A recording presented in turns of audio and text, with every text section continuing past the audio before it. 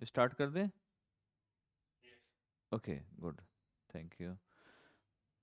So let's start with economy and economics. सबसे पहले economy क्या है, इकोनॉमिक्स क्या है, दोनों में बड़ा डिफरेंस है, थोड़ा सा डिफरेंस है basically. Economy is a subject, economics is a subject, economy which is operated by government. ठीक है। सो जो गवर्नमेंट एक कंट्री की जो हम बात करते हैं इकोनॉमी की, डाउन वो सारा चीज़ कि क्या प्रोडक्शन है, क्या सर्विसेज हैं, जब हम इनकी बात करते हैं, production of goods and service, that is called economy. This is the main objective of the economy. तो लेट्स स्टार्ट विद इकोनॉमिक्स कि इकोनॉमिक्स क्या है, अगर हम एक्चुअली हम इसकी बात करते हैं, डिस्कस करते हैं। So economics is the study, economics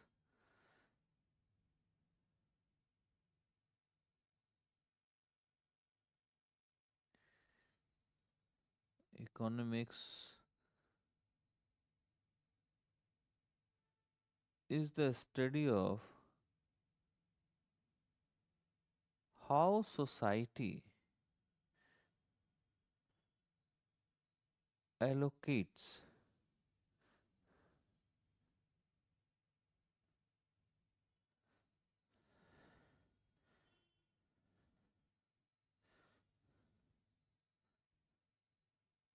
scarce resources, scarce resources like land, labor, capital, and entrepreneurship। आजकल एंटरप्रेन्योरशिप बोलने लगे हैं, वैसे एंटरप्रेन्योरशिप है ये।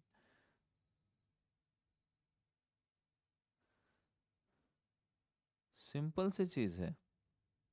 इकोनॉमिक्स क्या है, इकोनॉमी हमें हम स्टडी करते हैं, किस चीज़ की स्टडी करते हैं, हाउ सोसाइटी एलोकेट्स इसके रिसोर्सेस। लाइक आप देखो लैंड के लिए क्या है, लेबर्स, कैपिटल, इंटरप्रेन्योरशिप। और ये किस लिए, to produce output, to produce output, right. Output like in the output, output very important thing, goods and services. अभी और मैं आउटपुट के बारे में और भी बता दूंगा। सर्विसेज, इकोनॉमिक्स की अगर हम हाउ सोसाइटी एलोकेट, ध्यान समझना, how society, study of how society allocates इसका रिसोर्सेस, कैसे हमें ये एलोकेट होती हैं चीज़ें, कि क्या चीज़ें कैसे होना चाहिए, कैसे सोसाइटी एलोकेट करती है इस चीज़ को लेकर, कि लैंड कैसे कैसे जो आज की डेट में हमारी फिक्स हो चुकी है लैंड, और फिर वो लैंड कौन सी है जो प्रोडक्शन दे रही है, जो इनकम दे रही है, राइट। एंड लेबर, लेबर जो वर्कर्स एम्प्लॉयमेंट में अगर हम चले जाएं उसमें, कैपिटल एंड एंटरप्रेन्योरशिप। और इन सभी का एक ही मोटो है, दैट इज आउटपुट। ठीक है। इसमें हम थोड़ा सा आउटपुट के बारे में, व्हाट इज आउटपुट, यहाँ से क्वेश्चन आता है, produce the output. Output means basically, simple language में अगर हम बात करें, that is result, right, that is result. But we need to know about the concept of output of an economy. Economy में अगर हम आउटपुट की बात करें तो क्या है, इस कॉन्सेप्ट में हम बात करें तो क्या है। किसी भी चीज में हम एक, सपोज करो एक पैरामीटर है, एक हमारे इंडिया में है, हम कितनी इकोनॉमी हमारे साल की हर एक उसमें 3 मंथ में एक जीडीपी आती रहती है, किस टाइम की जीडीपी ऐसी हुई वैसी हुई, ये सारी चीजें हम एक समझ लें अगर छोटी सी चीज से। सो इसमें डिस्कस यहाँ से हम कर सकते हैं कि आउटपुट जो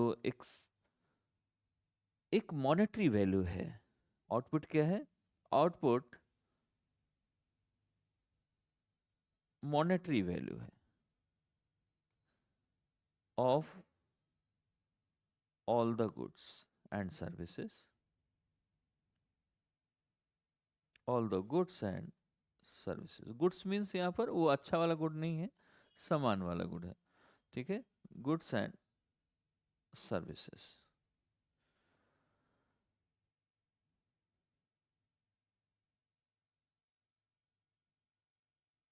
और ये कब? एक गिवन टाइम में, गिवन टाइम। अगर हम इसे मॉनेटरी वैल्यू में मान ले तो ये इकोनॉमी हो गया, अदरवाइज हम रिजल्ट मान लेते। Suppose you are studying, you are doing preparation for UPSC and you have a time for 2 years. 2 साल के लिए टाइम है आपका कि हमें करना है, क्वालिफाई करना है इसे कैसे करके। घर वालों ने बोल दिया कि only you have a 2 year time, you have a 2 year. अब आप इसमें अगर आउटपुट दे रहे हो तो एक गिवन टाइम हो गया ना इसमें। इस गिवन टाइम में आपको कंप्लीट करके दिखाना है, कंप्लीट करके अपना रिजल्ट लेकर आना है। अगर रिजल्ट अच्छा रहा तो आउटपुट अच्छा, अगर रिजल्ट अच्छा नहीं रहा तो आउटपुट बेकार। और ये किसी भी फील्ड में, जब आपके यहाँ पर एजुकेशन की बात है, सिलेक्शन की बात है, तो इस फील्ड में जब आप सेलेक्ट हो जाओगे तो आपके आउटपुट अलग अलग डायमेंशंस में दिखाई देंगे। आपका हो सकता है ऑफिस जॉब, इंटीग्रिटी कैसी है आपकी जॉब, आपकी ड्यूटी, वहाँ पर लोगों के लिए सर्विसेज कैसे प्रोवाइड करा रहे हो, इम्प्लीमेंटेशन कैसे करा रहे हो, आउटपुट किसी भी फॉर्म में आ सकता है। तो ये basically this is a monetary value. अगर हम इकोनॉमी में बात करें, of all goods and services जो प्रोड्यूस्ड हो रहे हैं गिवन टाइम में, उसको हम बोल सकते हैं क्या? आउटपुट। ये आउटपुट का, और ये आउटपुट किसी भी फॉर्म में हो सकता है, किसी भी। और आउटपुट का शुरुआत जो होती है बेसिकली, रॉ मटेरियल जब कन्वर्ट होता है, ठीक है, हम प्रोड्यूस कर ले वो नहीं, सिर्फ production, only production is not enough. जब वो कन्वर्ट हो जाए और फिनिशिंग में आ जाता है, ध्यान समझना, जब वो कंप्लीट हो जाता है, रेडी हो जाता है, रेडी टू सेल, बेचने के लिए, खरीदने के लिए कोई चीज बन जाए कंप्लीटली। जैसे सपोज करो कि अभी आपने बीज डाला, गेहूं बना, गेहूं के बाद जो हमारा बनेगा, जैसे कि एग्रीकल्चर क्रॉप में वही मान लेते हैं, एग्रीकल्चर क्रॉप को जब हम और थोड़ा सा उसमें लेकर आते हैं, जैसे ब्रेड बन गया, उससे कुछ और चीजें बन गई, आटा बन गया, तो वो अब यूज में आ रहा है। खाली गेहूं तो कुछ कर नहीं सकते, उससे जितनी भी चीजें हैं बनी, प्रोड्यूस हुई, वो सारा आउटपुट में आ गया। तो इस तरीके से इसमें आउटपुट गुड्स एंड सर्विसेज में, या और भी चीजें में की बात करें, अगर गुड्स में, गुड्स क्या क्या हो सकता है, गुड्स सर्विसेज तो बात की बात है, पहले तो हम गुड्स की बात कर लें, गुड्स क्या क्या हो सकता है। गुड्स मीन्स लाइक एग्रीकल्चर, लेकिन ये गुड्स कैसा हो जाए, रेडी हो जाए, ये ऐसे बोल सकते हो, बेचने के लिए रेडी हो जाना चाहिए, फिनिशिंग आ जानी चाहिए इसमें। सो इसमें एग्रीकल्चर भी हो सकता है, इसमें आपकी क्रॉप भी है, एग्रीकल्चर क्रॉप, सॉरी, इसमें फॉरेस्ट्री भी हो सकती है, इसमें लाइव स्टॉक्स हो सकते हैं, स्टील प्लांट हो सकता है, सीमेंट हो सकता है, कार हो सकता है। पहाड़ तो डायरेक्ट नहीं बिकेगा, चीजें तो बाकी डायरेक्ट नहीं बिकेंगी, कार का अलग अलग सामान तो पहले बनाना पड़ेगा, उसकी मशीनरी, जब कार बिकेगी तब उसकी बाकी की चीजों की जरूरत पड़ेगी। ब्रेड, कुछ भी जो समथिंग, चाय कॉफी जो भी आप ले रहे हो, डायरेक्ट पेड़ से नहीं ले सकते आप, है ना, कि हमने कॉफी का पेड़ ले आए निकाल कर और उससे शुरू कर रहे हैं। तो उसके लिए प्रोसेस है, जब प्रोसेस कंप्लीट हो जाता है एंड रेडी हो जाता है उसको बेचने के लिए, और ये एक गिवन टाइम में हमें आउटपुट देता है, क्योंकि देखो फसल भी है तो उसका भी है 6 मंथ में ऐसा देगा, और इसके बाद ऐसी हमारी बेचेंगे और ये हमारा प्रॉफिट आएगा। ऐसा करके हम इसमें बोल सकते हैं, कर सकते हैं, ठीक है। तो ये सारी चीज़ों को लेकर अगर हम बात करें तो इसे आउटपुट हम कह सकते हैं। और भी आउटपुट को हम समझने के लिए अलग अलग सभी चीज़ों की तरीके की हमारी बात यहाँ पर है, ठीक है। अब मुझे ऐसा लग रहा है कि फ्लिक नहीं हो रहा, मैं इसको भी थोड़ा थोड़ा ध्यान देना पड़ता है सारे। कौन सा? देखो गुड्स क्या है ना, गुड्स हम तब तक गुड्स नहीं कह सकते किसी चीज को जब तक वो फिनिशिंग में नहीं आ जाए। सपोज करो कि मैं अगर आपसे कहूं कि भाई आ, अब पेड़ लगा है आपके खेत में, गेहूं उगा हुआ है, ठीक है, अब वो गुड्स में अभी नहीं है, वो अभी क्रॉप है जो आप उसे रॉ मटेरियल अभी तैयार कर रहे हो, बना रहे हो। सपोज करो कि अभी आपने कोई चीज प्रोटीन खाना है, कुछ खाना है, आपको कुछ ऐसी चीजें कर रहे हो, ये यूपीएससी की प्रिपरेशन करनी है।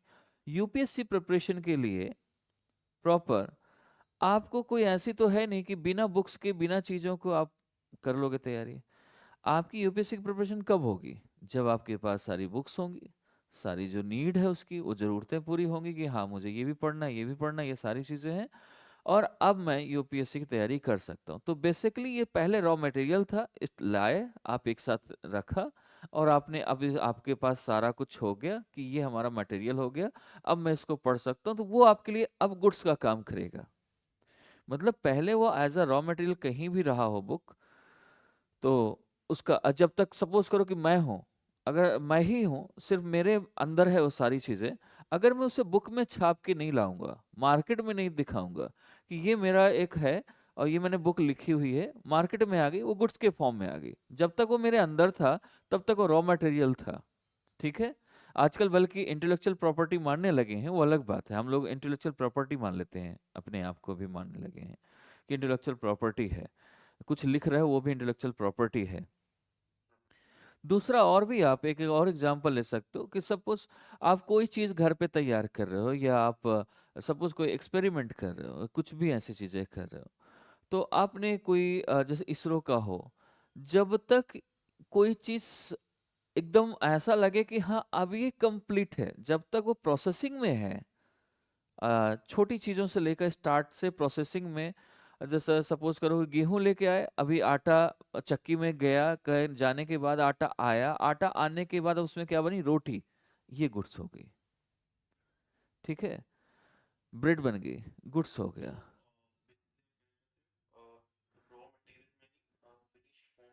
हाँ हाँ हाँ, फिनिश्ड फॉर्म में गुड्स होता है, सिंपल सी बात यह है।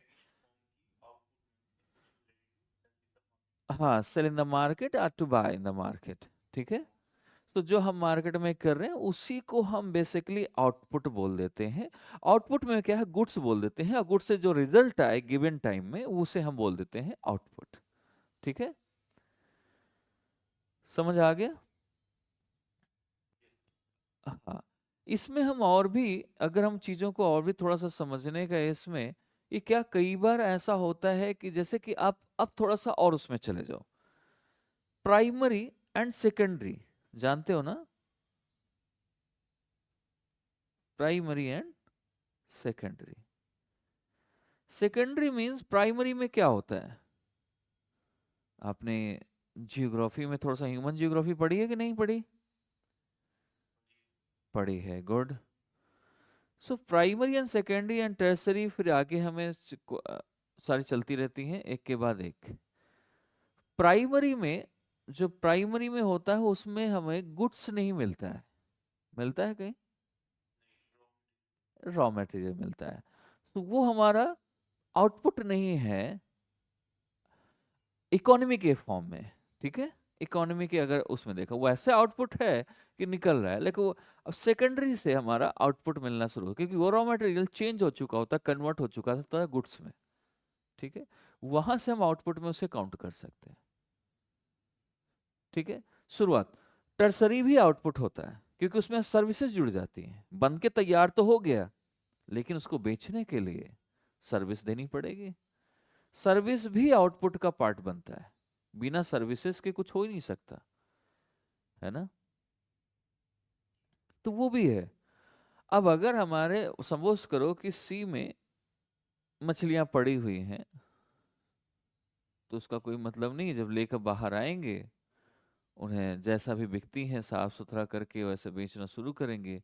उनसे हो सकता है कि पहला आउटपुट आ गया, लेकिन उससे मेडिसिन, मेडिसिनल यूज, खाने में प्रोटीन में, इन सभी में जब उससे गुड्स बनती, चीजें बनती हैं, तो और ज्यादा प्रॉफिट हो जाता है। चिकन करी बन गया, है ना, तो वो आउटपुट आ गया सारे। हम्म, हाँ।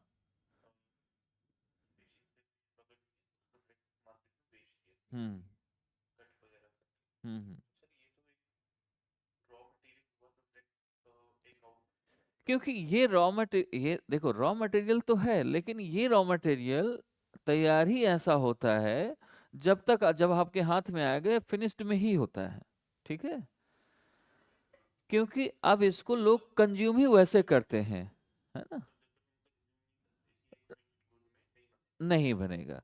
अब अगर वो वहां तैर रही है तो ठीक है, अगर बाहर आ गई तो ऐसे तो फिर है, जैसे कोई भी चिकन हो या कुछ भी हो, उसको जब मार्केट में लेके आते हैं उस सेल की पोजीशन पे आ जाए, समझो वहां से आउटपुट हमारा शुरू हो गया, वहीं से हमारा गुड्स शुरू हो गया, सेलिंग पोजीशन पे जब आ जाती हैं चीजें, ठीक है।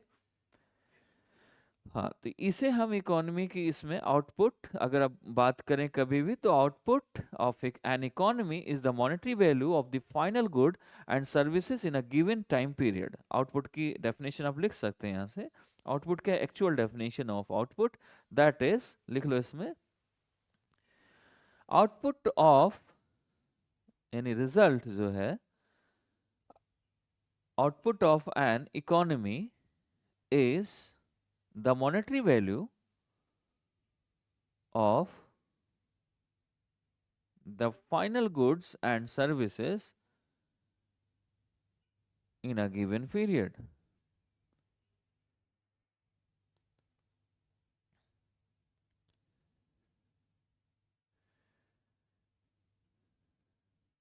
ठीक है। अब इसको मैं हाँ जी, हाँ लिख लो।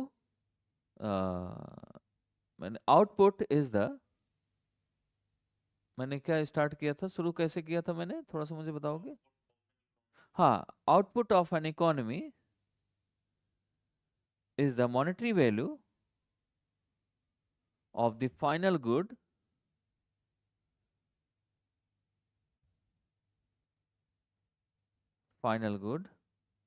And services in given period. अब मैं थोड़ा सा और एग्जांपल में, जैसे आपने फिश का बताया था, अभी देखो, अब जैसे कि फिश हमने वहां से रॉ मटेरियल बात कर दी, लेकिन जब भी कोई गुड्स में या प्रोडक्शन में आएगा, सिर्फ से बेचने बेचने में कब बिकता है वो, देखो इसका प्रोसेस है, इकोनॉमिक प्रोसेस हम जान लेते हैं इसको, सिर्फ ऐसे ऊपर वाला सीन नहीं, ठीक है। यहां तक हो गया सभी का? Have you done? ओके। अब इसमें थोड़ा सा हम we try to understand actually, कि सपोज करो कि आपने कोई चीज बन के तैयार हुई, आप मैगी खा रहे हो, ठीक है, मैगी तो खाते ही हो सभी, चलो, इस मैगी में गेहूं आया होगा कहीं से, किसान की अपनी लागत रही होगी, उसने बेचा, जिसने बनाया, फिर पैकेजिंग हुई, यानी एक आपका जो क्रॉप, क्रॉप से वीट का, क्योंकि आजकल रामदेव बोलते हैं गेहूं का खाओ, तो मैदा नहीं होना चाहिए, तो ये लैंड का लग गया, कुछ बेचा होगा क्रॉप, सपोज करो कि आपकी 5 या 10 रुपए की एक पैकेट में गेहूं आया होगा।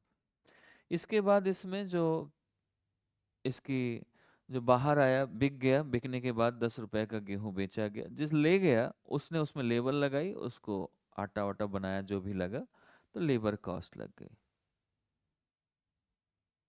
ये सपोज करो कि 5 रुपीज इसमें लग गया।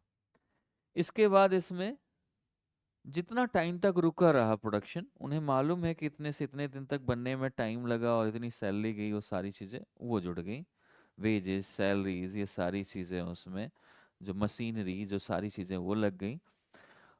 फिर इसके बाद हम उसमें टैक्सेस जो है वो हमने लगा दिए, जो टैक्सेस लगने हैं गवर्नमेंट के, सपोज करो कि 3 रुपए 5 रुपए कुछ ऐसा हो गया। इसके बाद इसमें अब हमारा ये है कि हमें प्रॉफिट भी कुछ लेना है, तो अपना प्रॉफिट भी इसमें जोड़ दिया, क्यों, सिर्फ पैसे में बेचेंगे तो क्या हो, जो सपोज करो 2 रुपए हमने प्रॉफिट ले लिया, अब टोटल कितना हुआ ये, 10 + 15, 15 30 18 18 20 रुपीज, जो ये तैयार हुआ ना, total money, that is output. 10 रुपए की चीज से 20 रुपए की बन गई, लेकिन इसमें हर चीज काउंट हुई है। जैसे फिश की आप बात करते हैं, फिश जब तक आप भी जाके पकड़ लो तो नहीं होगा। आप उसकी देखो दो अलग अलग चीजें, मैं आपको क्वालिटी यहाँ समझाता हूँ। आप डायरेक्ट पकड़ोगे तो नहीं, आप तो पकड़ के भी बैठो दिन भर, जिस बंदे ने पकड़ा वो तो टाइम वेस्ट किया उसमें, टाइम इन्वेस्ट करने के बाद वहां से पकड़ के लेके आया है, तो जाहिर सी बात है अपनी लेबर कॉस्ट भी उसमें जोड़ रहा होगा। मछली तो नहीं कह रही ना कि मुझे इतने के बेच दो यार। तो एक लेबर कॉस्ट लग गई, उसने अपना कमा लिया। यही अगर 5 स्टार में जाएगा तो जो यहाँ 200 की मिल रही थी वो यहाँ 1000 की हो जाएगी, क्योंकि यहाँ लेबर कॉस्ट सर्विसेज और जुड़ जाएंगे, तो वो चीजें आ जाएंगी। बल्कि यहाँ तो उल्टा है चीजों को, कई बार तो ऐसा होता है कि आपके सामने वो तंदूर रख देते हैं, पकाते रहो खाते रहो, जो भी टाइप का है आजकल नया सिस्टम चला है। सो पकाना भी है, खुद भी खाना है, या महंगा भी मिल रहा है।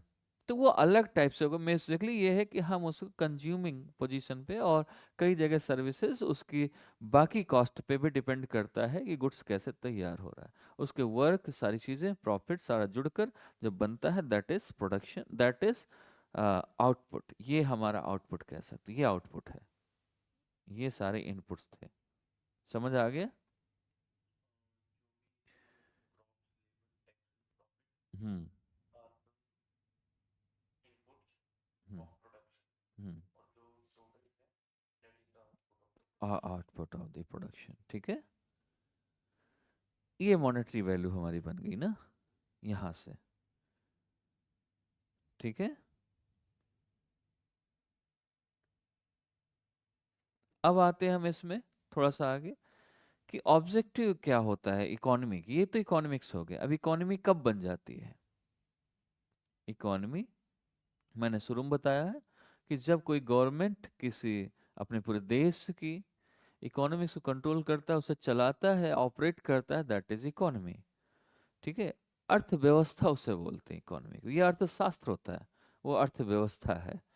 इतना ध्यान रखना। इसमें कभी कभार आता है कि what is the main objective of,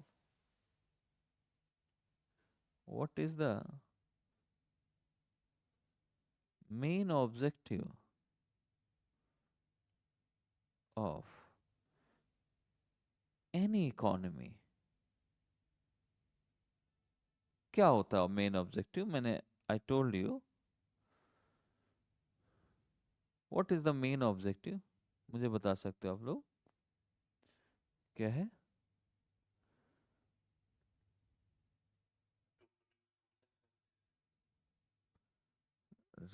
production. Main objective होता है इकोनॉमी, किसी भी इकोनॉमी का, production of good and services. इसीलिए किसी भी कंट्री में जहां मैन्युफैक्चरिंग ज़्यादा अच्छी होगी कंट्री में, उसकी इकोनॉमी बहुत अच्छी होगी। हमारे देश में इकोनॉमी क्यों नहीं उतनी अच्छी? हम बोल रहे हैं 3 मिलियन, वो सॉरी ट्रिलियन में, 5 ट्रिलियन 10 ट्रिलियन की बात करते हैं, लेकिन इसमें कभी आपने सोचा कि ये कैसे होगा, क्यों नहीं हम बढ़ पा रहे उतनी तेजी से, और फिर उतना अच्छा हम प्रोडक्शन नहीं कर? क्योंकि हमारा मैन्युफैक्चरिंग कम है। इसलिए चाइना हमसे क्यों आगे? क्योंकि वहाँ मैन्युफैक्चरिंग बहुत अच्छी है, वहाँ की गवर्नमेंट उस पर ध्यान देती है। हमारी भी गवर्नमेंट ध्यान दे रही है, मेक इन इंडिया के तहत आप देख लो नए नए स्मॉल बिजनेसेस शुरू कर रही है, लेकिन एक्चुअली ऐसा हो नहीं रहा अभी फिलहाल में, जितनी हमें नीड है, जितनी हमें ज़रूरत है इस चीज़ की। तो बेसिकली मेन ऑब्जेक्टिव होता है। सम टाइम ये हम सोचते हैं कि अगर इकोनॉमी में एक बेसिक इकोनॉमिक एक्टिविटीज अगर इकोनॉमी में देखा जाए, तो 3 चीज़ों को हम देख सकते हैं, ठीक है। बेसिक, ध्यान समझना, economic activities in an economy, ध्यान से इन चीजों को, आपको थोड़ा सा इन चीजें बड़ी क्लियर कर देंगी ये। Economic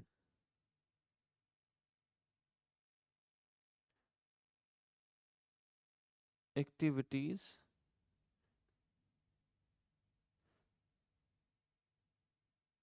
in an economy.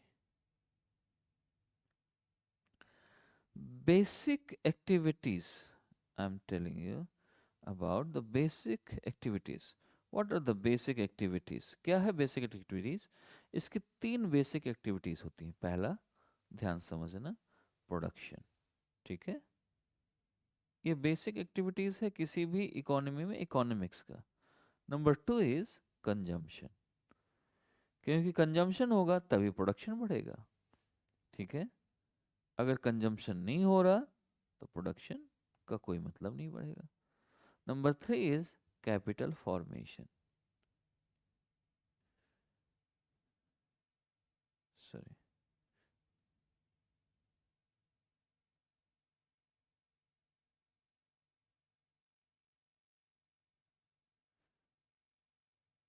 Capital formation.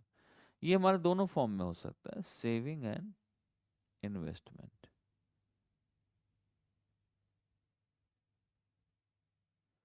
समझ आया कुछ कि नहीं?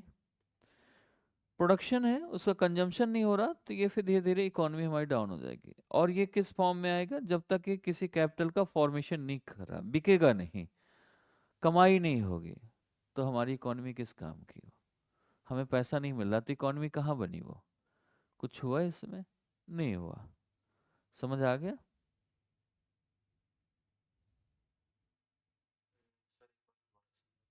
मैं कह रहा हूँ, सपोज करो, अगर मैं एक सिंपल सी बात है, मैंने कोचिंग खोली, ठीक है, सिंपल सा समझना, यहाँ से कोचिंग खोली, बच्चों को पढ़ा रहा हूँ मैं। अगर मेरे कोचिंग में बच्चे नहीं आ रहे तो मेरा कोचिंग खोलना बेकार है। बच्चे आ भी गए तो कंजम्पशन तो हो गया उसका, जो होना चाहिए था, बच्चे आने चाहिए थे, बच्चे आके पढ़ भी रहे हैं। लेकिन अगर मेरा कोई कैपिटल फॉर्मेशन नहीं हो रहा, तो मैं इकोनॉमी में कोई भी अपना कंट्रीब्यूशन नहीं दे रहा, ना सेविंग कर पा रहा, ना पैसा बना पा रहा, ना उसमें कुछ इन्वेस्टमेंट भी नहीं हो रही। अगर मैं उसमें आपके लिए कुछ नई फैसिलिटीज कर रहा हूँ, इन्वेस्टमेंट है। उसमें अपनी सेविंग भी कर रहा हूँ, कमा भी रहा हूँ, वो भी हमें मुझे आ रहा। कैपिटल लगना और कमाना दोनों हमारा ये लास्ट प्रोसेस में आ जाता है, ठीक है? क्योंकि अगर लगाओगे तो निकलना भी चाहिए, नहीं निकल रहा तो फिर आप इकोनॉमी जानते ही नहीं। आप है? नहीं नहीं, कमाई हो रही तभी तो कह रहा हूँ, ये अगर फॉर्मेशन हो गया तो ये ठीक हो गया। अगर ये कमाई नहीं हो रही थी, सपोज करो कि मैं फ्री में चीजें, या नहीं पैसा आ रहा होता, नहीं चीजें हो रही थी, तो फिर आपका ये इकोनॉमी के जो बेसिक इकोनॉमिक्स है वो खत्म हो जाती है। कहने का मतलब यही है कि लास्ट में हमें कैपिटल फॉर्मेशन होना बहुत जरूरी है, यानी कमाई होना उसमें जरूरी है। या इन्वेस्टमेंट के फॉर्म में भी आ रही हो, या हमारा सपोज करो कि कभी कभार ऐसा भी होता है, जैसे कहते हैं ना कि एनजीओ है, यहाँ पर भी देख ध्यान से समझना। जैसे कहते हैं एनजीओ ट्रस्ट है, फ्री में काम कर रहा है, काम कर रहा है, कर रहा है, कर रहा है, लेकिन वो बंदे उसके जो हैं, उन्होंने कुछ कंट्री के जैसे निकाला, निकालने के बाद वो किसी और फॉर्मेट में चले गए। यहाँ से गवर्नमेंट इसे दे रही थी, कमा नहीं रहे थे, फ्री में सेवा दे रहे थे, लेकिन गवर्नमेंट का इन्वेस्टमेंट लगा था, आपका इंटेलेक्चुअल प्रॉपर्टी लगी थी। और जब वो कमाना शुरू कर दिया, या उन्होंने देश के लिए कुछ ऐसा प्रोडक्शन या मैन्युफैक्चरिंग करनी शुरू कर दी, तो वो भी हमारा किस में? कैपिटल फॉर्मेशन में आ गया, वो भी आ जाएगा इसमें, ठीक है? जैसे सपोज करो कि जिस दिन शादी होगी तुम्हें दहेज मिलेगा, तुम कैपिटल फॉर्मेशन में आ जाओगे। ये है। अभी आपका प्रोडक्शन हुआ, आप बड़े हो रहे हो, पढ़ाई की जा रही, सब ठीक है। कंजम्पशन में कि लोग आपकी तरफ, अब जॉब मिल गई है, लोग आपकी तरफ अट्रैक्ट हो रहे हैं, शादी करने की डिमांड कर रहे हैं, ये कंजम्पशन हो गया। कि आपको शादी तो करनी है, हो ही जाएगी, कोई ना कोई अब डिमांड में हो। इसके बाद जैसे शादी हुई, आपको दहेज मिल गया, लो आ गई बात यहाँ पर। समझ आया कुछ चीजें? ना मिले, फ्री में शादी करो कह दो, है ना? तो वो नो कैपिटल होगा, तो यहीं तक होगा, प्रोडक्शन हो रहा, कंजम्पशन हो रहा, लेकिन ये नहीं। लेकिन उसका दूसरा भी इन्वेस्टमेंट आप देख सकते हो, किसी और तरीके हो सकता है कि लड़की भी कमा रही है, तुम भी कमा रहे हो, पढ़ी लिखी लड़की है, सारा चीज है, तो आपको एक तरीके से कि इसकी शादी करेंगे तो डबल इनकम आएगी। दैट इज ऑल्सो कि आप इसलिए कर रहे हो कि शादी हो। दूसरा इन्वेस्टमेंट इसमें और है, क्योंकि आपके आपको कल के दिन आपके फैमिली को बढ़ाने में, फैमिली को उसमें काम करेंगे, तो उसमें भी तो इन्वेस्टमेंट ही है ना। तो कहीं ना कहीं वो आपके यूज में आ रहा है, चीजें, हर चीज उसके लिए भी, और आपके सर्वाइवल में भी काम आ रहा है, तो वो भी हमारा एक इसमें पार्ट कह सकते हैं इसमें, ठीक है? हाँ। अब आते हैं, what are the factors of production. Factors क्या होते हैं प्रोडक्शन के, हम इसकी बात कर लें। What are the factors of production? क्या फैक्टर्स है, क्या मुख्य तत्व हैं उसमें, अगर हम बात करें factors.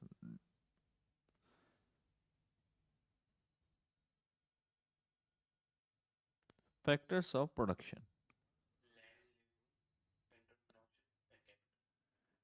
Land, labour, entrepreneurship and capital. इसको थोड़ा सा मैं और उसमें डाल देता हूँ। मेन अगर हम इसकी बात करें तो फोर में रखे जाते हैं। ठीक है, जैसे आपने लैंड बोला, लैंड हो जाएगा। दूसरा क्या बोला, लेबर। Third capital. ये दो उसमें हो सकता है। हाँ, किसी ने कुछ बोला और? फिजिकल कैप, हाँ बोलो। हाँ वही है, उद्यमी भी कर सकते ये, physical capital and human capital. मैं और थोड़ा सा डिटेल में आपको बता दूं, ये ऐसे ही बोल सकते हो। हम इनको भी पॉइंट में रख सकते हैं। ठीक है, बाकी इसके पहले मैं ऑलरेडी मैंने लिखा दिया उसमें पहले ही। यहाँ तक कर लो। समझ आ रहा ना कीर्ति, गुरदीप, मनीषा? हाँ पक्का, जहां समझ ना आए आप बता देना, संकोच करना नहीं है। हाँ, क्या मनीषा कुछ कह रहे हो? हाँ, क्योंकि पढ़ाई है यहाँ पर नहीं होना चाहिए पढ़ने में। और दूसरा, शादी करने में कभी नहीं शर्माना चाहिए। गांव में और भी एक कहावत है, खाने में भी नहीं शर्माना चाहिए। ये खाने में छोड़ दोगे, शर्मा जाओगे तो कोई बात नहीं है, हो जाएगा। इन दोनों से करियर, आपका फ्यूचर सेट होता है, इन दोनों में नहीं शर्माना है। हो गया यहाँ तक?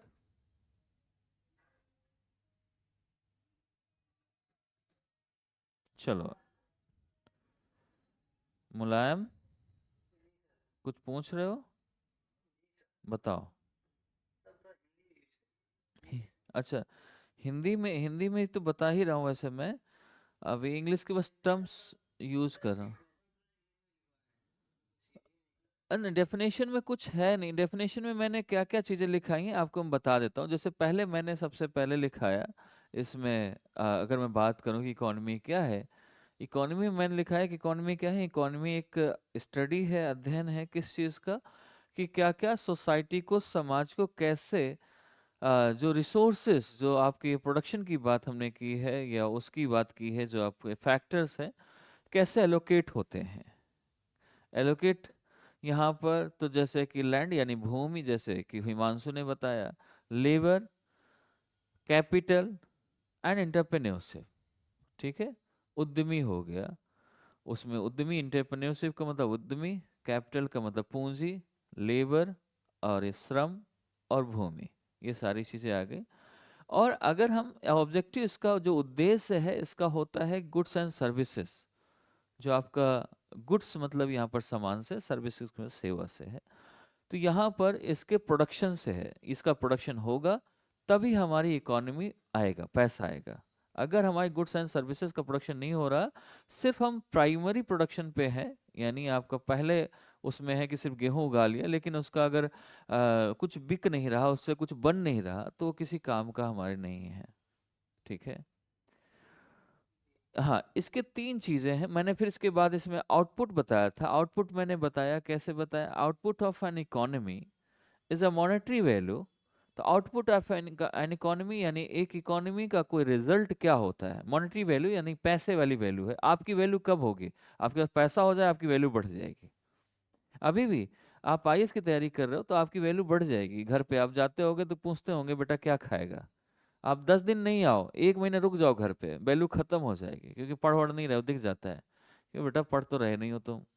ठीक है, तो 4 दिन तो आपसे पूछा जाएगा, लेकिन इसके बाद, या कहीं आप आईएएस बन गए तो फिर सभी जगह पूछ होगी, भैया आए हैं भैया को बैठा लो। तो बेसिकली वहां पर मॉनेटरी वैल्यू है किस चीज की, गुड्स की, प्रोडक्शन की। वो कैसे होगी, जब फाइनल गुड बनेगा उसकी मॉनेटरी वैल्यू में जब कन्वर्ट हो जाता है कोई चीज, तो उसको हम आउटपुट या रिजल्ट बोलते हैं। ठीक है, तो ये सारी चीजें हमने यहाँ पर डिस्कस कर ली इसमें। अब नेक्स्ट पॉइंट, इसमें थोड़ा सा हम चीज़ों को और भी, ये फैक्टर्स हमने देखे। कई बार आता है कि why production low in economy, क्यों होता है। तो वो भी गुड एंड सर्विसेज जो है, बिकॉज ऑफ 4 फैक्टर्स हमारे हैं। जब ये स्कार बोल दें, या आप इसको जैसे मैंने बताया था, scarce like land, labour, capital, entrepreneurship are the scarce. ये low economy, why is production low in many economies. तो प्रोडक्शन लो क्यों होता है, इनकी वजह से। इनमें कहीं भी फैक्टर, कोई भी कमी आ गई, आपका जो प्रोडक्शन है वो लो हो जाएगा इकोनॉमी में। अगर इनमें से कोई भी एक चीज कमी आ गई, इंटरप्रेन्योरशिप में कमी आ गई तो भी, कैपिटल में कमी आ गई तो भी, लेबरशिप में कमी आ गई तो भी, लैंड में कमी आई तो भी, कुछ ना कुछ अगर चीजें हैं, गड़बड़ी हो रही हैं बीच में, खास करके इसके है डिमांड पर भी असर पड़ता है, तो वहां पर प्रोडक्शन लो हो जाता है। डिमांड कम, प्रोडक्शन लो। ठीक है। हाँ जी। इंडिया की मैन्युफैक्चरिंग नहीं है बेटा, सबसे बड़ी बात यह है हमारे यहाँ।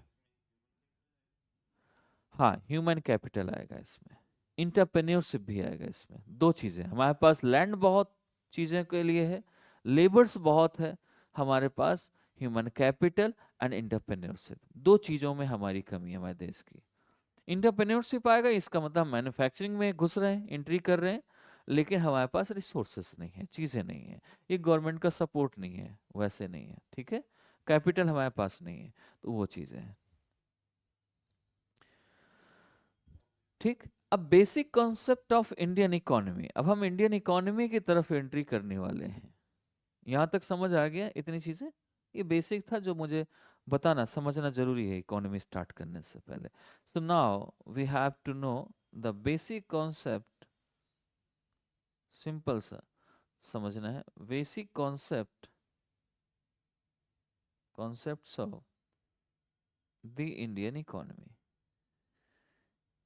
Indian economy.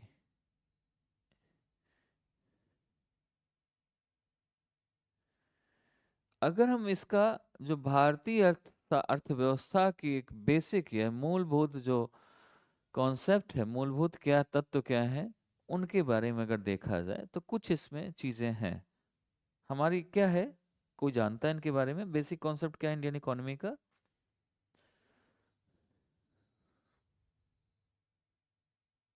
किसी ने अगर पढ़ा हो? चलो मैं बता देता हूँ। Number one is national income. Indian economy का जो हमारा बेसिक कॉन्सेप्ट है उसके बारे में सबसे पहला क्या है? National income. नेशनल इनकम में आता है जीडीपी। चल दूसरा, मॉनेटरी पॉलिसी। ठीक है। Number third, fiscal policy. Number four, balance of payments. इसे ऐसे बोलते हैं, बैलेंस ऑफ पेमेंट। ठीक है।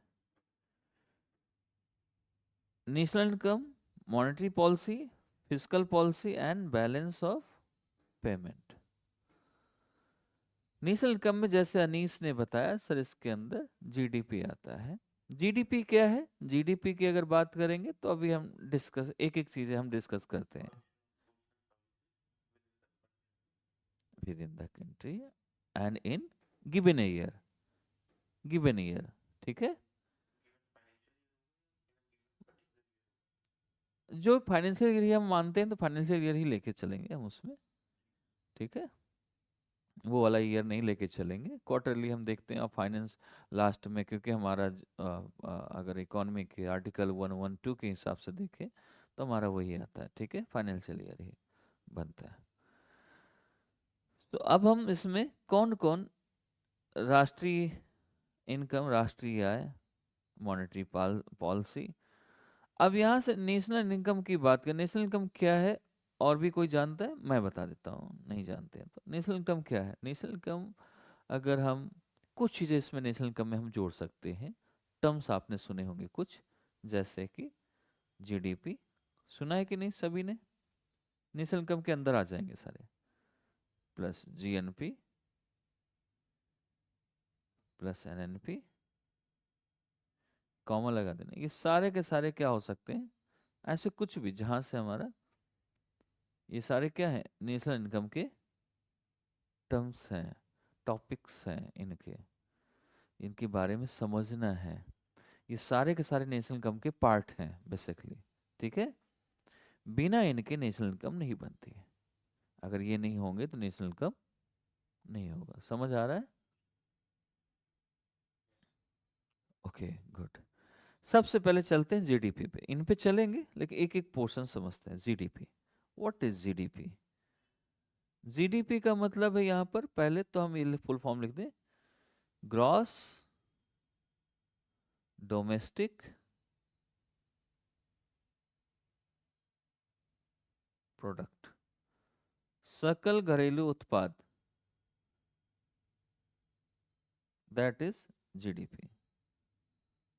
ये इसका फुल फॉर्म है, डेफिनेशन नहीं है कि जीडीपी हो गया सर। कई बार हमें इतनी आदत हो जाती है इस चीज़ की, कोई पूछता है कभी भी कि ये क्या है, उसकी मीनिंग बता देते हैं।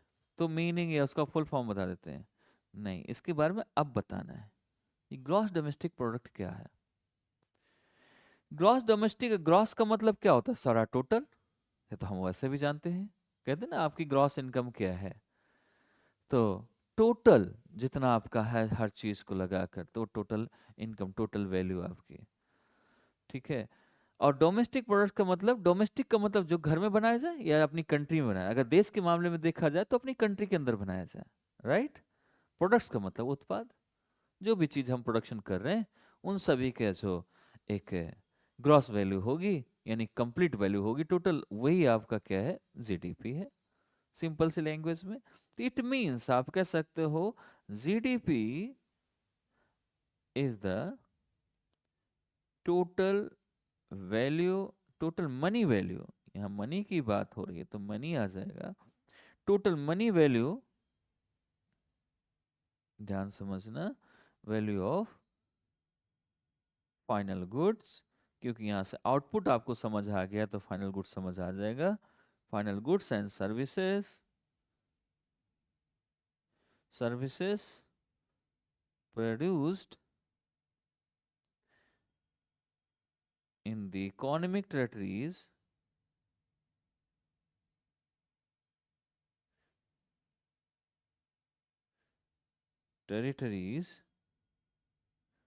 of a country in a given year। वहां पर गिवन पीरियड था, आउटपुट में बात करें, यहाँ पर ये चीज दिया है वैसा ही आउटपुट जैसा ही। ये भी जीडीपी भी आउटपुट ही दे रहा है आपको। अगर आउटपुट नहीं देगा तो फिर जीडीपी का निकलेगा कैसे? सो बेसिकली ये जीडीपी है। ठीक है। बोलो।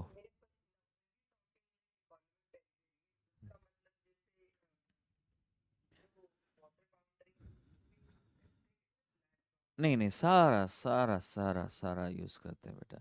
जहां जहां प्रोडक्शन कर सकते, जैसे कि हमने बीच में अगर जियोग्राफी में पढ़ा है, मैंने वैसे खुद ही पढ़ाया है, जब रेयर अर्थ का हम प्रोडक्शन करते हैं उसमें जाकर, तो वहाँ वो भी हमारा इकोनॉमिक प्रोडक्शन में आ जाएगा, वो भी हमारा जीडीपी में आएगा। ठीक है। हमने निकाला था उसमें कि हमने 15 साल के लिए हमें मिला था ना आईएसएस इंटरनेशनल सी अथॉरिटी के थ्रू, जो हमें परमिशन मिली थी रेयर अर्थ के लिए, मोनाजाइट के लिए। तो वो भी हमारा पीएमएन के लिए, सॉरी, मिला था हमें खास करके। पीएमएन जानते हो, याद है?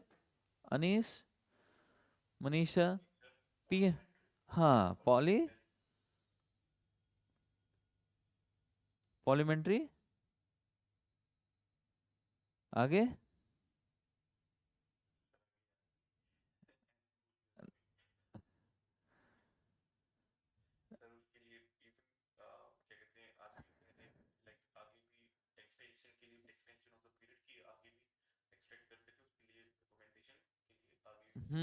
इसका ये भी बोल सकते, दूसरा ये भी बोलते, पॉलीमैग्नीज नोड्यूल। ठीक है, याद रहना चाहिए, चीजें भूलते नहीं हैं ऐसे। तो ये सारा चीज तो इसमें आपकी वाटर टेरिटरी भी इसमें आ जाती है। ठीक है, समझ आया? जहां जहां से हम इकोनॉमी जहां जहां से प्रोडक्शन हो सकता है वो सारी चीज इसमें रखेंगे। ठीक है। अगर हम इसे और थोड़ा सा देख लें, कई बार ऐसा होता है कि चीजें और थोड़ा सा घुमा के क्वेश्चन पूछ सकता है आपसे और कंफ्यूज कर सकता है। तो जीडीपी की अगर बात करें, GDP stand for, stand for किस लिए? आप भी लिख लें मुलायम, जीडीपी क्या है? कुल लागत है, वैल्यू, मनी वैल्यू। तो हिंदी इसकी बनाऊं कैसे मैं? चलो मैं इसका कुछ ना कुछ करता हूँ हिंदी का आपको लिखाने का, जिससे आपको दिक्कत ना हो। हाँ हाँ, मैं हिंदी में ये नोट्स जरूर, मैं हिंदी में इसकी हिंदी में करवा दूंगा, ठीक है? समझते जाना है। तो अब यहाँ पर GDP stands for the total value of the goods services, total money value या total value of the goods and services की हमने कर inside the territory of India, ठीक है? Inside the territory of India की बात करें ना, क्योंकि इसमें कंट्री की बात करें तो हमारे इंडिया के मामले में बात करें तो इंडिया में, इंडिया की टेरिटरी में बात हो जाएगी। Irrespective of home produced it, whether by Indian और फॉरेनर्स, ये ध्यान रखना इस चीज को। किसके लिए? प्रोड्यूस वेदर बाय इंडियंस और फॉरेनर्स। ये चाहे इंडिया के लोग यहाँ पर प्रोड्यूस करें या फिर इंडियन हो या फॉरेनर हो, अगर इंडियन टेरिटरी में है तो वो क्या हो जाएगा, हमारा जीडीपी में ही काउंट होगा, क्योंकि वो इंडियन टेरिटरी में हो रहा है प्रोडक्शन उसका। समझ आया? कि यहाँ से कई बार क्वेश्चन कंफ्यूज करता है आपको, एग्जाम में पूछा जाता है ऐसा, तो ये चीजें आपको समझ आ जानी चाहिए। नहीं नहीं, वो नहीं होगा, हमारी टेरिटरी में होना चाहिए, फॉरेन में होगा तो वो नहीं काउंट होगा इसमें, ठीक है? जीडीपी के लिए बता रहा हूं मैं, ठीक है?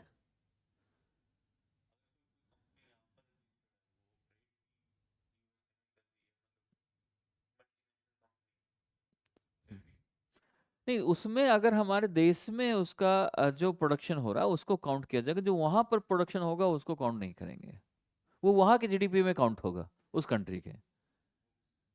वो हमारी कंट्री में नहीं होगा प्रोड्यूस। समझ आ गया? तो इस तरीके से हम इसको यहाँ पर बात कर सकते हैं। सेकंड चीज इसमें कि इसमें एक और भी चीज़ों को लेकर समझ सकते हैं कि सपोज करो कि let's assume the total of goods and services produce in India to be around, कुछ भी लाख करोड़ रुपए, कुछ भी ऐसा डॉलर्स में हो जाए, तो वो सारा का सारा जो इंडियन टेरिटरी के अंदर होगा उन्हीं को हम रख सकते हैं इसमें, और ये हमारा करंट मार्केट प्राइस से जोड़ा जाता है, जो भी वैल्यू होगी इंडिया की जीडीपी की, वो भी करंट उससे जोड़ा जाएगा, डॉलर से कंपेयर करके, कैसे भी कंपेयर करके कि हमारे इस समय कैसे, ये नहीं कि हमने पहले की इकोनॉमी को पहले से तुलना करें, पहले से ऐसा करें कि ऐसा है, करंट सिचुएशन पे करंट वैल्यू उसकी क्या है, करंट मार्केट प्राइस क्या है, उसके हिसाब से, क्योंकि महंगाई भी चलती है ना, सिर्फ प्रोडक्शन अच्छा होना और उसको हम देख लें कि इतनी कमाई हो गई, लेकिन उसके साथ साथ लागत कितनी लगी है उसको नहीं देखेंगे तो हम तो बहुत ऊपर निकल जाएंगे ना। क्योंकि पहले वैल्यू, पहले पैसा कम होता था, महंगाई भी कम थी, चीज़ें भी कम थी, पहले 1 रुपए में बहुत कुछ मिलता था, आज 1 रुपए में कुछ नहीं होता, 1 रुपए मतलब 100 रुपए। पहले घर से 5 रुपए 10 रुपए मिल जाए, समझो आप बहुत बड़े आदमी हो, घर से स्कूल जाते समय इतना मिल रहा है, आज के डेट में 500 रुपया ना मिले तो कुछ नहीं होता, तो बराबर हो गई सारी चीज़ें, ठीक है? अब चलते हैं जीएनपी पे। ओके, ये समझ आ गया, इसी में नेशनल इनकम में जीएनपी है, जीएनपी पे डिस्कस करते हैं, फिर वापस आएंगे मॉनेटरी पॉलिसी पे। GNP, what is GNP? GNP कौन कौन जानता है? जीएनपी का फुल फॉर्म क्या है, हिमांशु बताएंगे, ये मुलायम बताएगा। जीएनपी,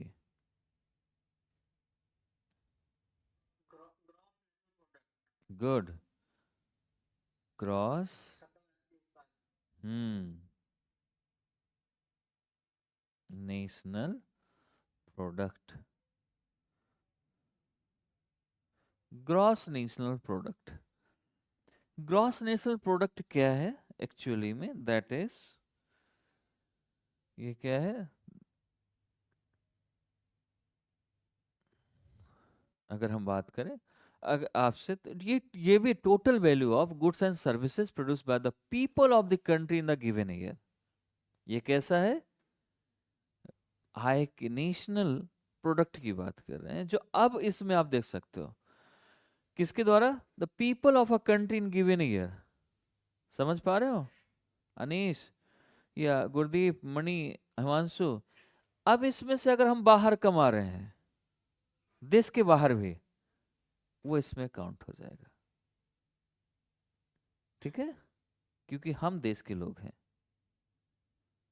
और अब जो हमारी इनका, अब जो आप पूछ रहे थे कि अगर कंपनी बाहर से कमा के ला रही है, अब जो वहां से कंपनी का पैसा आएगा, पहले तो वहां के जीडीपी में काउंट हो जाएगा क्योंकि वो टैक्सेस ये सब दे रहा है। ठीक है, वहां की टेरिटरी में हो रहा है। जो उसकी इनकम, जो प्रॉफिट जो कमा रही होगी, जो अपनी कंट्री में लेके आएगा, वो ग्रॉस नेशनल प्रोडक्ट में आ जाएगा। समझ आया कुछ? हम्म। क्योंकि सपोज करो कि आप कल के दिन आईएफएस बन जाते हो, बाहर कमाने जाते हो, बाहर आपकी जॉब लगती है किसी कंट्री में, जो सैलरी मिलेगी, जो चीज़ें, वो तो भला अपनी कंट्री दे रही है अभी पहले पैसा। सपोज कोई इंजीनियर है, इंजीनियर तो आप हो ही, आप जाते अगर वहाँ किसी कंपनी में काम कर रहे होते, फिर कमाते तो घर में पैसा देते, वो यूज होता कंट्री के सामान खरीदने में, चीज़ों में। सिंपल सी बात है, अगर दूसरे का पैसा भी अपनी कंट्री में किसी चीज़ में खरीदने उरीदने में यूज हो रहा है अपने भारतीय लोगों के द्वारा, तो समझो वो नेशनल जीएनपी में आ जाता है, ग्रॉस नेशनल प्रोडक्ट में आ जाएगा। ठीक है, तो इसमें आप लिख सकते हो that is the gross, sorry, is the GNP is the total value of goods and services produced by people of a country in a given year। ठीक है, इसमें टेरिटरी स्पेसिफिक नहीं होता। क्या नहीं होता? टेरिटरी जो है वो स्पेसिफिक नहीं है, it is not territory specific.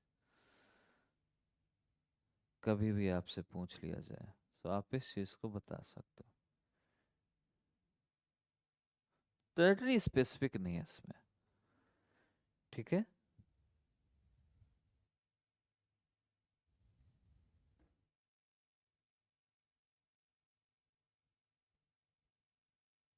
देखिए एक बहुत इंपॉर्टेंट पॉइंट लिखना है।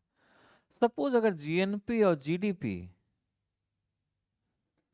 दोनों को कंसिडर करने की बात की जाए इंडिया में, तो क्या देख सकते हो कि कौन सा ज्यादा होता है, कौन सा कम होता है? राइट, एकदम सही। If you consider the GNP of India, it can be seen that GNP is lesser than GDP. GDP से जीएनपी कम होता है, क्योंकि बाहर लोग कम ही, भारत के अंदर इतने लोग काम कर रहे हैं, बाहर तो कुछ ही लोग जा रहे हैं ना। सारी तो कंपनी नहीं जा रही, सारे लोग तो नहीं जा रहे हैं, और इतना ज्यादा भी नहीं वहां पर हो रहा। तो इसका मतलब है कि वो हमारी चीजें ऐसी, इसलिए तो अगर कभी भी ऐसा हो जाएगा, कंसीडर करेंगे, if we consider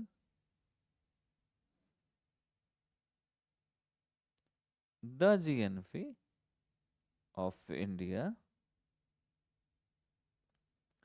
it can be seen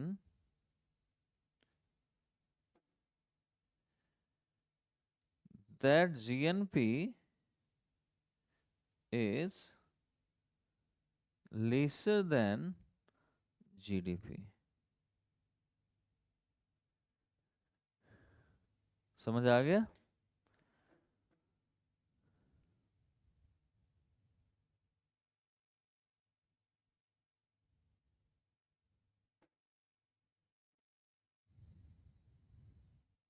हो गया यहाँ तक clear?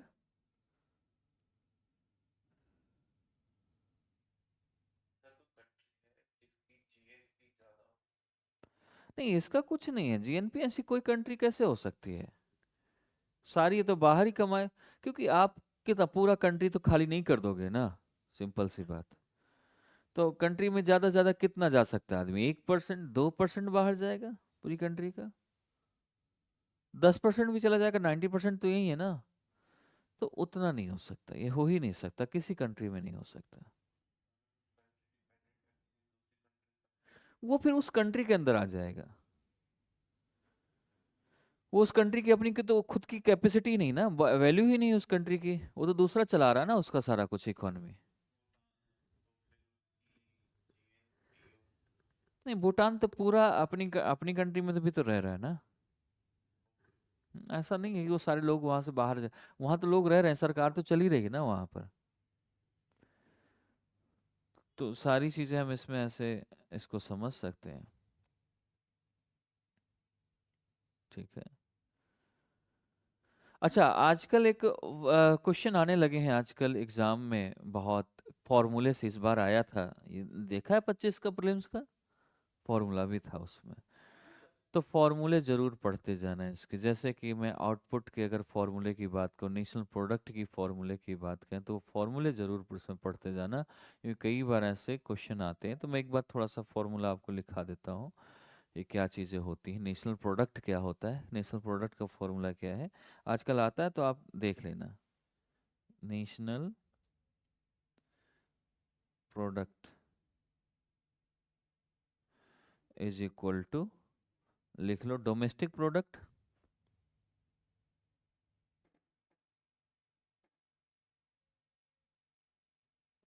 Plus income of Indians abroad, income of Indians abroad, विदेश, माइनस इसमें कर दो income of foreigners in India,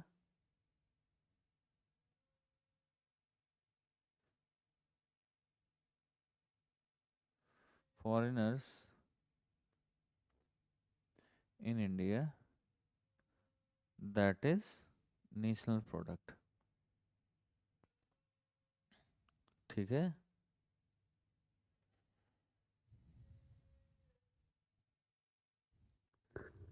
समझ आ गया।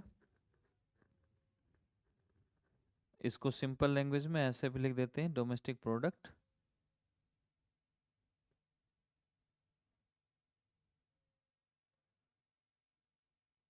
Plus minus NFIAD। NFIED का मतलब होता है net factor income from abroad. Net, लिख लो, net factor income from abroad. ठीक है।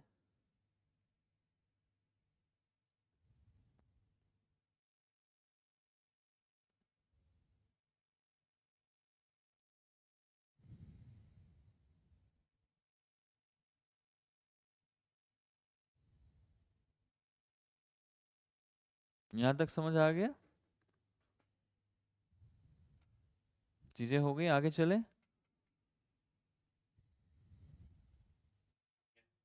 Okay good.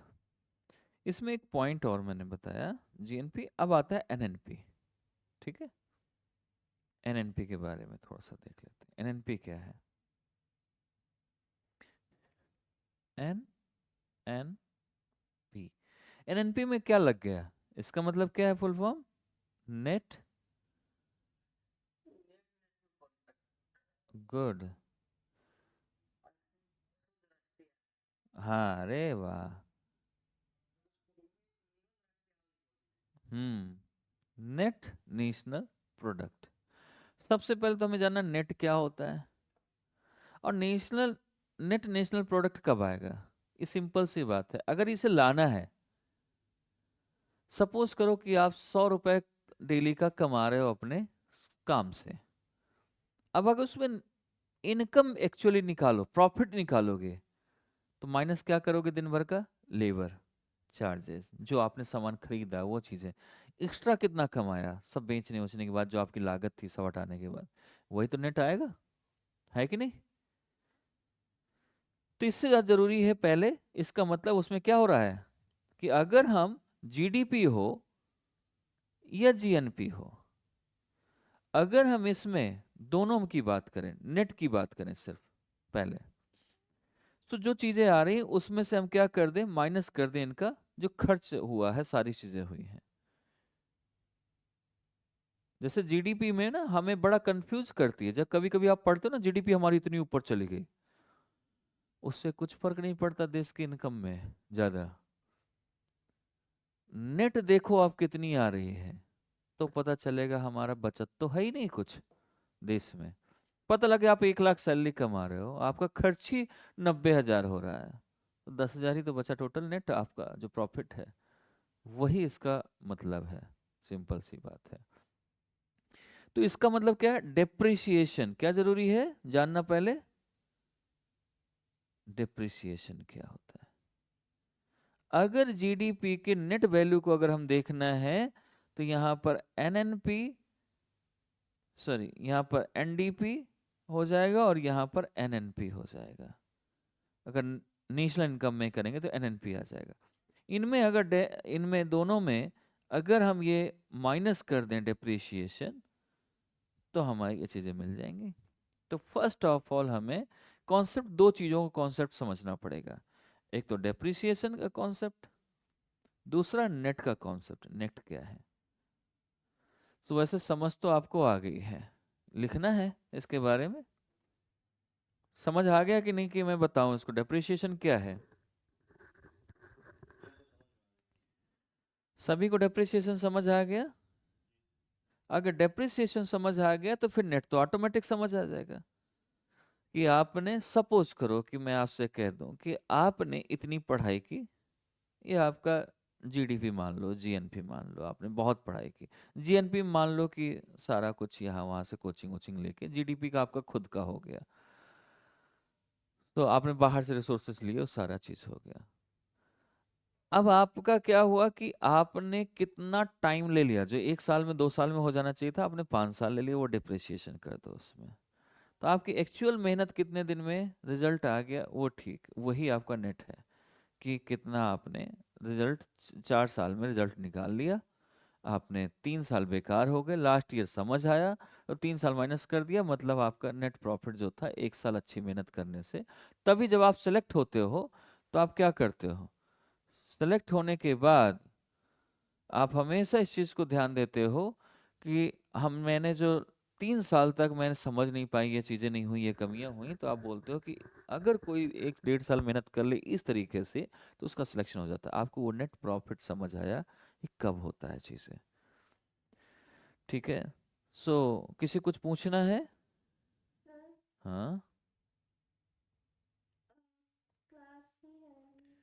हाँ, हाँ मालूम है, बस ये 9 बजे तक चलेगी। तो थोड़ा सा ये हम पूरा कर दें, आज तो 5 10 मिनट आगे चला है, तो कोई नहीं, रिकॉर्ड भी हो रही है, जो छूट जाएगी वो रिकॉर्ड होके आपको आ जाएगी, ठीक है। थोड़ी बहुत अगर छूटेगी, छूटेगी नहीं वैसे, लेकिन आपको थोड़ी बहुत जो भी छूटेगी वो आगे आ जाएगा, ठीक है। सो यहाँ पर एक चीज हम इसको देख सकते हैं अकॉर्डिंगली कि ये चीजें हमारी क्या है, जीडीपी, डिप्रिसिएशन आपको समझ आ गया, नेट समझ आ गया। तो नेट का मतलब यही है कि ग्रॉस कॉन्सेप्ट की अगर हम बात करें, उसमें से हम डिप्रिसिएशन को अगर हटा दें, तो उसमें हमारा क्या हो जाता है, नेट निकल के आ जाता है। तो इसी को हम एनएनपी बोल सकते हैं। तो एनएनपी की अगर डेफिनेशन आपको लिखनी हो तो कैसे लिखोगे, आप खुद से बनाना हो तो क्या लिखोगे, कौन बताएगा मुझे, मनीषा, गुरदीप, ये हिमांशु, ये अनीस, कीर्ति, मुलायम, कौन बताएगा मुझे।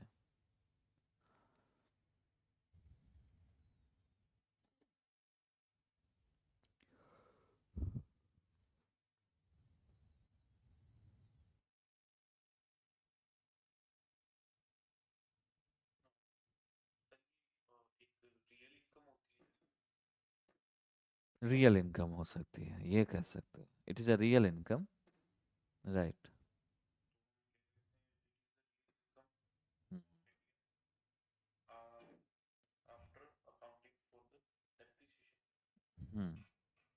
आफ्टर डिप्रिसिएशन, है ना। Gross domestic product after depreciation, what is the net profit, that is called net R, है ना, एनएनपी। सो नेशनल इनकम में जो भी चीज़ें आएंगी तो हम उसको इससे बोल सकते हैं। इन सभी को सबको मिला दो, जीडीपी, जीएनपी, एनएनपी, एनडीपी, ये सभी को मिला दो तो यही हमारा क्या बन जाता है, नेशनल इनकम सारा। तो नेशनल इनकम की बेसिकली डेफिनेशन आप लिख सकते हो, नेशनल इनकम की डेफिनेशन लिख लो, वो आपके लिए सही लगेगा।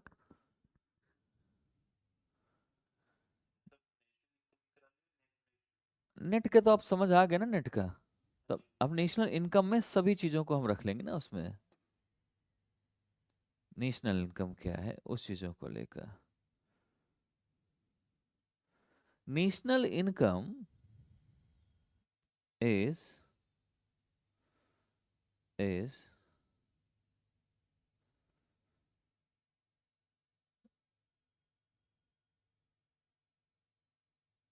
the measure of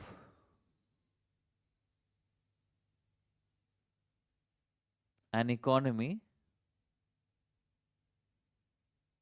like GNP, GDP, NDP, NNP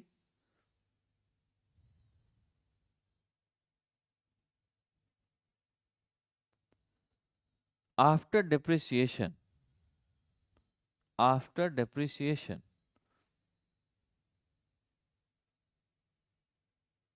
ठीक है, एक सिंपल लैंग्वेज में मैंने आपको ये बता दिया कि ये चीज़ें इसमें आती हैं।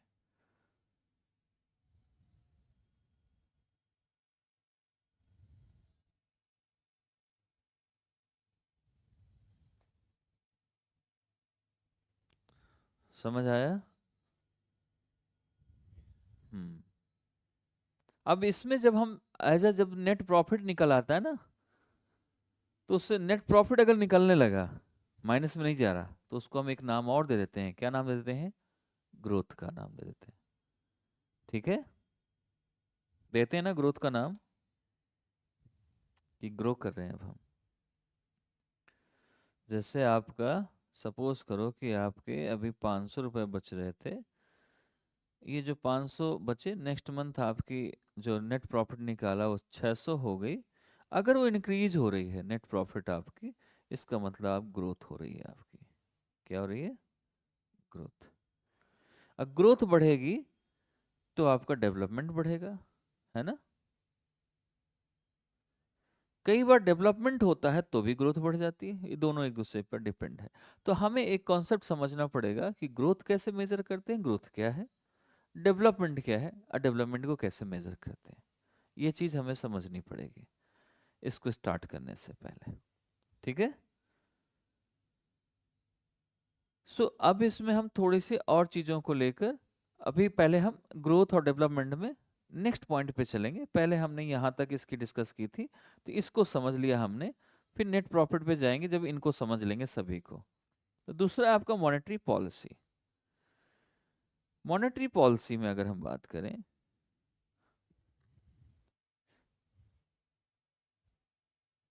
मॉनेटरी पॉलिसी क्या होती है? Do you know about monetary policy?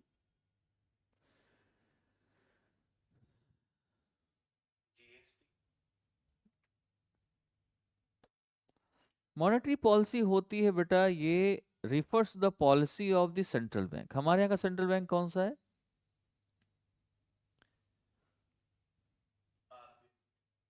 RBI. Central bank of India मैंने कहा, ऐसा तो नहीं सेंट्रल बैंक ऑफ इंडिया बोल दो।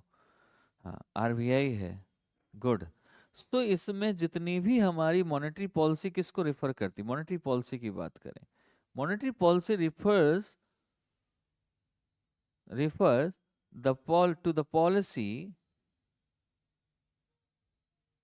Policy of central bank. ठीक है, हमारे इंडिया का सेंट्रल बैंक कौन सा है? आरबीआई। तो RBI is responsible for the monetary policy, सारी रिस्पॉन्सिबिलिटी इसकी है। मॉनेटरी पॉलिसी में अगर responsible for the monetary policy,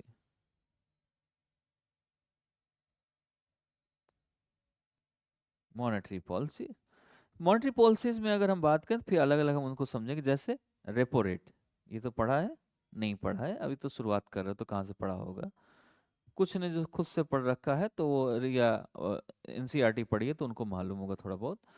दूसरा है reverse repo rate, repo rate and reverse repo rate, ठीक है। तीसरा क्या है, सीआरआर। चौथा क्या है, एसएलआर, ठीक है। ये सारे के सारे हमारे क्या हैं, the part of the monetary policy. ये सारे के सारे क्या पार्ट है मॉनेटरी पॉलिसी के, ठीक है। अब हमें सबसे पहले समझना है कि ये है क्या चीजें। नाम तो बहुत सुना है, और ये आपको थोड़ा सा मैं समझाऊंगा कोविड से भी लेकर। कोविड 19 में इनमें चेंजेस हुए थे। कुछ चीजें होती हैं जो चेंज ही नहीं होती, परमानेंट रहती हैं, बहुत कम रेयर चेंज होती है। हाँ, क्या बोल रहे थे आप?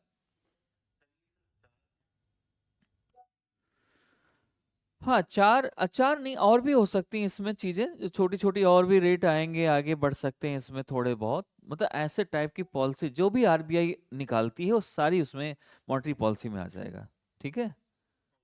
हाँ, हाँ, ये मेजर मैंने इसलिए कि बता दिया, मेन ये मैंने बताया ना कि आरबीआई आरबीआई रिस्पॉन्सिबल होती है मॉनेटरी पॉलिसी के लिए। और जितनी भी पॉलिसी लॉन्च करेगी आरबीआई वो सारी मॉनेटरी पॉलिसी में आ जाएंगी, ठीक है। जो भी मॉनेटरी पॉलिसी बनेगी वो आरबीआई लॉन्च करेगी, ये सिंपल सी बात समझ लो। हाँ, मुलायम अपना म्यूट कर लो यार, आवाज आ रही है, डिस्टर्ब कर रहा है ये, है ना। हाँ, अब ठीक है। तो repo rate, reverse repo rate, CRR, SLR, anything else, whatever RBI launch the policy that is called monetary policy, simple सी बात है, ठीक है। अब इसमें सबसे पहले समझते हैं कि व्हाट इज रेपो रेट।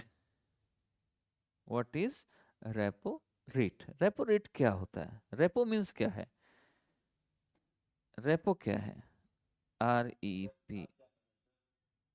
चले जाओ चले जाओ, वो रिकॉर्ड हो जाए, कोई नहीं, 10 मिनट देख लेना, क्योंकि वो निकल गया ना। मैं थोड़ा सा ये चल रहा टॉपिक तो बीच में खत्म करके ही इसको मैं वो करता हूँ, एंड करता हूँ ना थोड़ा सा। हाँ, वो मैं करा दूंगा, ठीक है। Okay, okay. रेपो रेट, हाँ, वो अभी हाँ ये अच्छा, आप उसके बता रहे, रेपो रेट के बारे में बता रहे हो, रेपो रेट क्या है उसके बारे में हम डिस्कस करते हैं थोड़ा सा। तो आपने बताया, आपने क्या बोला इसके बारे में?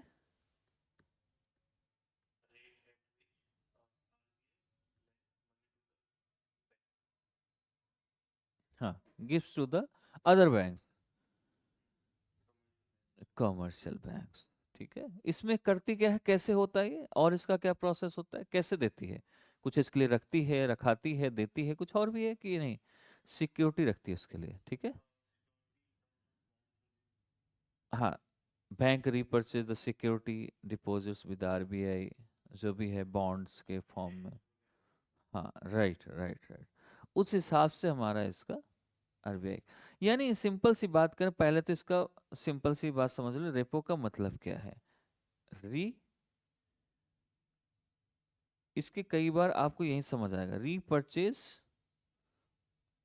ऑप्शन क्या है,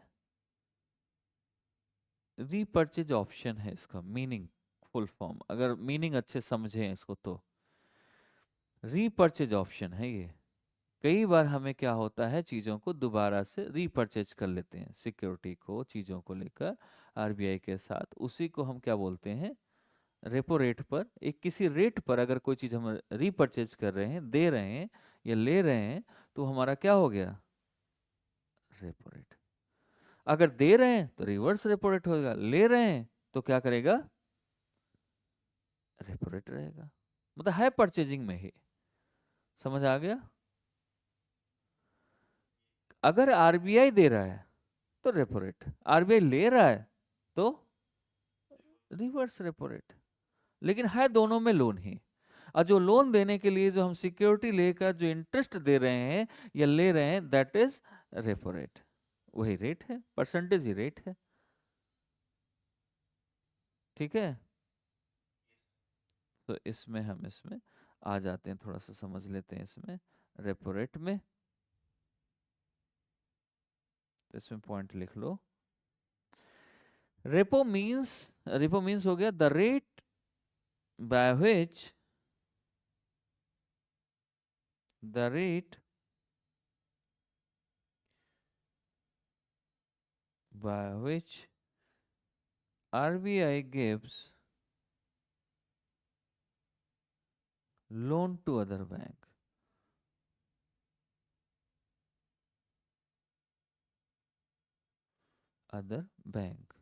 of India, अदर बैंक्स बोल दो या other banks of the India, ठीक है।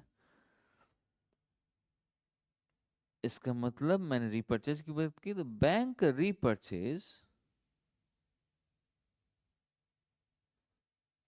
द सिक्योरिटीज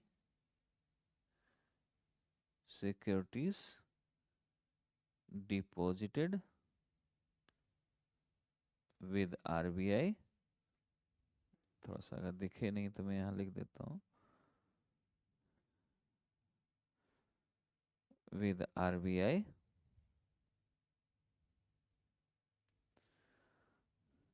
ठीक है, at the repo rate, at the repo rate. अभी हमारा करंट रेपो रेट कितना है?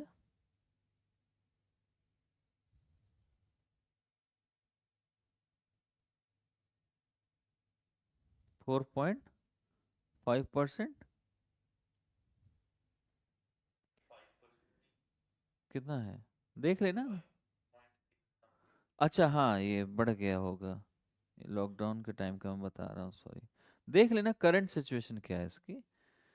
करंट में 5 पॉइंट कितना बताया आपने, देख के बताना सही से।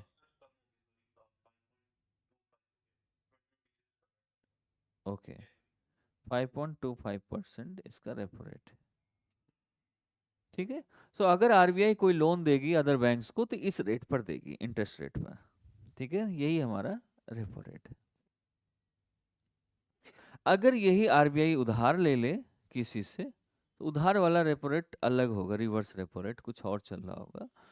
तो इसमें भी हम क्या कर सकते हैं, इसमें RBI at the time borrow from the banks at a rate lower rate than the repo rate. ये हमेशा रिवर्स रेपो रेट जो होता है वो लोअर होता है, ठीक है, हमेशा। जैसे सपोज करो जब आप किसी से लेते हो पैसा, बैंक आपसे लेती है तो बैंक आपको जब देती है ना तो अच्छा खासा पे देती है, जब लेती है तो सस्ते दामों पे लेती है आपसे, आपको। जैसे आप एफडी कराओ तो आपको बहुत कम रेट देगी, और जब खुद लोन प्रोवाइड कराएगी तो बहुत महंगे में कराएगी। तो सेम चीज यहाँ पर भी है, तो रिवर्स जो रेपो रेट होता है वो हमेशा कम होता है इससे, ठीक है। बस ये उल्टा है। तो आप लिख सकते हो when RBI borrows the loan from the banks at the lower rate than the repo rate, that the rate is known as reverse repo rate,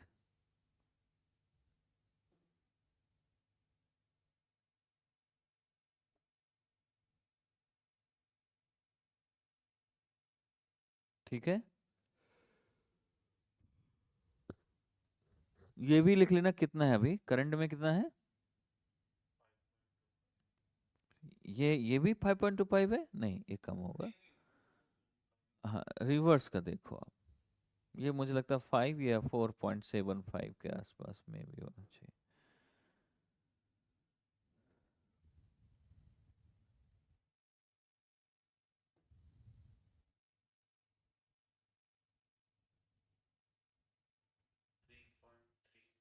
ठीक। काफी कम है। तो रिवर्स रेपो रेट आपका ये हो गया। इसको हमें और भी समझना है, जैसे कि एमएसएफ से समझे चीज़ों को लेकर और समझे। इसमें कई बार आपने एक वर्ड सुना होगा, लिक्विडिटी एडजस्टमेंट फैसिलिटी। वर्ड समझ आई? देख पढ़ा है कभी? ब्लर हो गई है अभी?